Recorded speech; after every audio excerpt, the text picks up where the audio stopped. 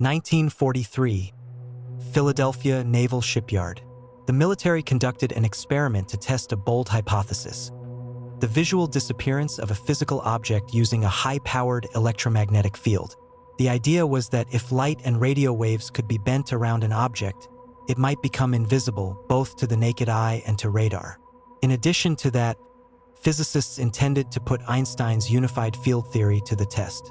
Although there is no solid evidence, it is presumed that Einstein himself was involved in the experiment but preferred to remain in the shadows. The test took place on October 28, 1943, in Philadelphia, aboard the USS Eldridge, a destroyer manned by a crew of 181. For powerful electromagnetic field generators were installed on the ship to create an invisible electromagnetic cocoon around its hull. On the morning of October 28th, the Eldridge took its position at the dock. Military personnel, including high-ranking Navy officials, scientists on a command ship, and additional observers aboard the merchant ship SS Andrew Furuseth, monitored the experiment. At precisely 9 a.m., an order was given to activate the generators. A thick, murky green haze surrounded the destroyer, and within minutes, to the shock of the witnesses, the ship vanished into thin air. Moments later, the Eldridge reappeared, not in Philadelphia, but near Norfolk, Virginia, hundreds of kilometers away, close to its alternate docking location. Just as quickly, it vanished from Norfolk and reappeared back in the Philadelphia dock. The ship itself appeared undamaged. However, the same could not be said for the crew. What happened to them remains one of the most horrifying consequences of a military experiment in human history. Some of the sailors died in bizarre and gruesome ways the world had never seen. Most lost their sanity. They ran through corridors screaming, crashing into bulkheads, clawing at their own faces. Only 21 out of 181 crew members emerged unscathed, though even they experienced intense terror and needed a long time to recover. The survivors were placed in quarantine for extensive debriefs. It gradually became clear to experts that what had occurred aboard the ship defied every law and theory of known science. Sailors who were interviewed said that immediately after the generators were activated, the crew began to feel deeply uneasy, and the sensation intensified.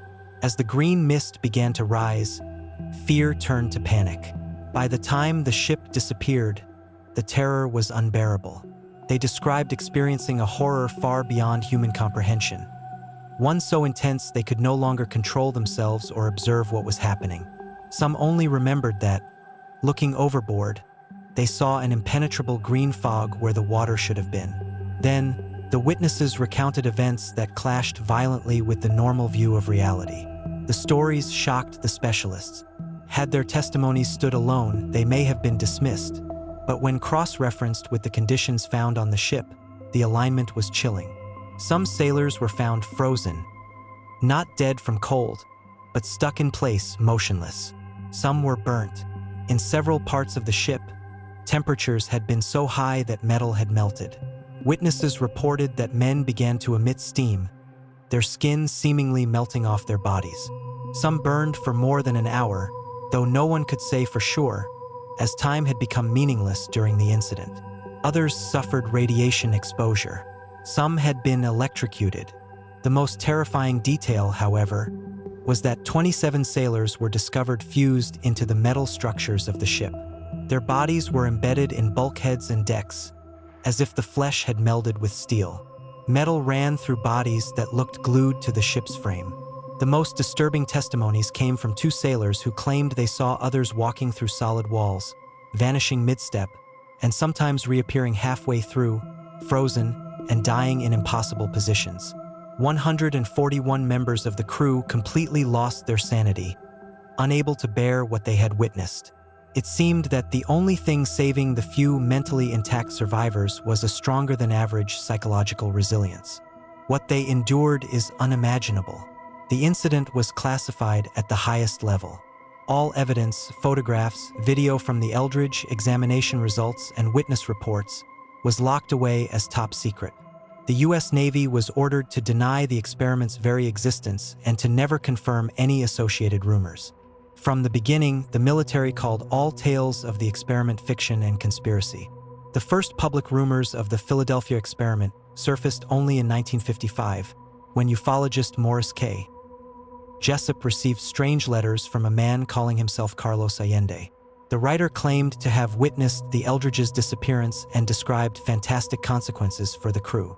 The letters were written in a bizarre style, full of spelling errors and underlining, leading many to believe that the author was mentally unstable. Despite his skepticism, Jessup became intrigued. One of his books, filled with bizarre annotations attributed to Allende, was later discovered by U.S. Navy's Office of Naval Research, which reprinted copies of the marked-up edition for internal use. Later investigation by journalists and ufologists revealed that Carlos Allende was actually Carl M. Allen, a man with a history of mental instability, who eventually admitted that he had made the whole story up. Records from the Eldridge and other ships supposedly involved showed that, on the date in question, the destroyer wasn't even in Philadelphia. The official version acknowledges that during World War II, classified research was indeed conducted, but not on invisibility or teleportation.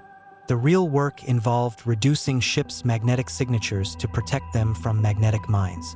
This process involved wrapping the hull in cables and applying electromagnetic current, a top-secret procedure at the time. Rumors of invisible ships may have begun among sailors, giving rise to Carl Allen's elaborate legends. Public fascination with the Philadelphia experiment exploded in the 1980s after the release of the book The Philadelphia Experiment, Project Invisibility by Charles Berlitz and William L. Moore. The authors claimed to have uncovered new evidence supporting the experiment and described further theories involving teleportation and time manipulation. The book gained immense popularity and was soon adapted into a film that dramatized scenes of the ship's disappearance and time anomalies. The film cemented the myth in modern consciousness.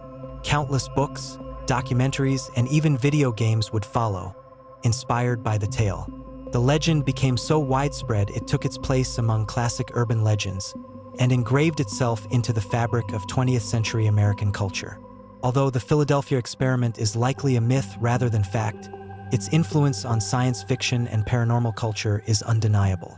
The story is a clear example of how rumors, imagination, and fiction can combine to create a legend powerful enough to capture the minds of millions, becoming a spark for creativity, countless theories, and a cornerstone of modern myth.